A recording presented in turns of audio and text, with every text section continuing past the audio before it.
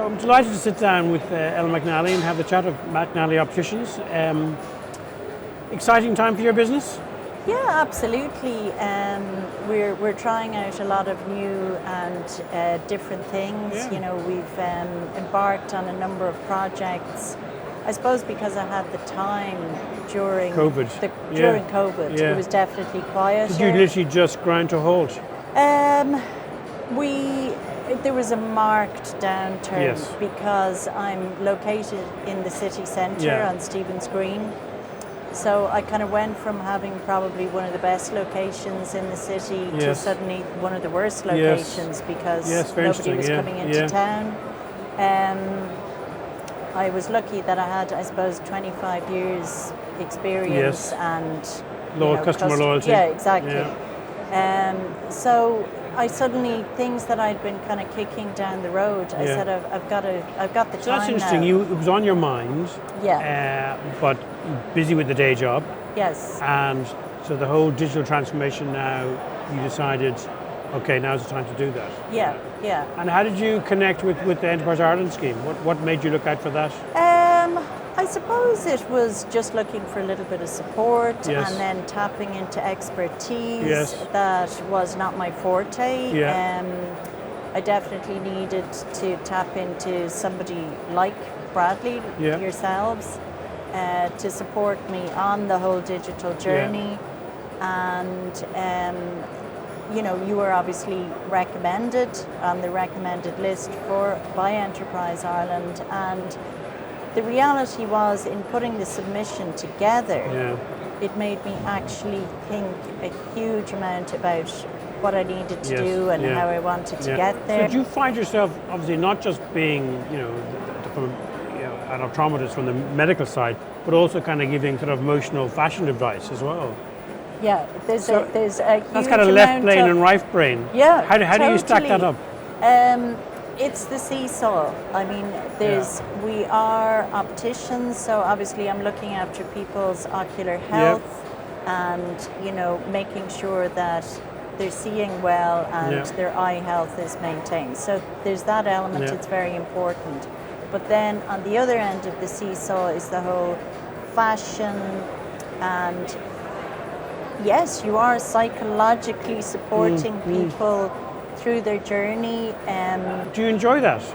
I think that is unquestionably my favourite part of the business, in that I've never really considered myself a clinician. I much prefer the whole fashion end of things, and that's the exciting So bit. making people at ease with fashion, because again, it can be quite intimidating. So it can be quite intimidating, and your eyewear is probably the thing that people see first. Yes. It's on your face at the end of the day. So it's got to enhance your appearance. It's got to be physically comfortable, sitting in the right position. And what trends are we seeing in eyewear at the moment? It's very diverse at the moment. We've got everything from kind of vintage retro, kind of tortoiseshell, Americana type look. Then you've got really oversized, overstatement product, where people are really looking for a punch and are embracing the idea of their eyewear being a feature. Then other people that just want their eyewear to kind of fade into the background and not take over.